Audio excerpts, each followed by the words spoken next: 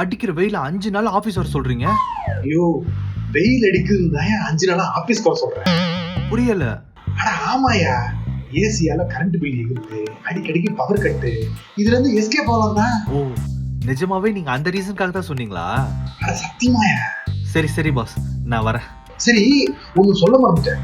நேற்று முன்ன மாதிரியே ஒருத்தனை நைட்டு 9 மணிக்கு பள்ளிக்கரண ஆம்பூர் பிரியாணி பக்கத்துல பார்த்தேன். பாஸ், அது நாதான். என் வீடு பள்ளிக்கரணை தான். ஓ, நீதானா அது? நல்லதா போச்சு. நம்ம 2 பேரும் ஒன்னாவே ஆபீஸ் போயிடலாம்.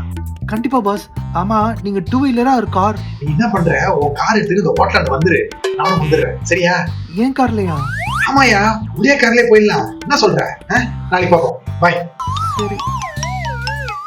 அடியே கல்பனா, கவனிச்சியா எவ்வளவு நேக்கா பெட்ரோல் செலவு மிச்சம் பண்ணேன்னு? அப்படியே ஆபீஸ்ல தங்க விடுவாங்களான்னு கேளுங்க, ரெண்டு செலவும் மிச்சம்.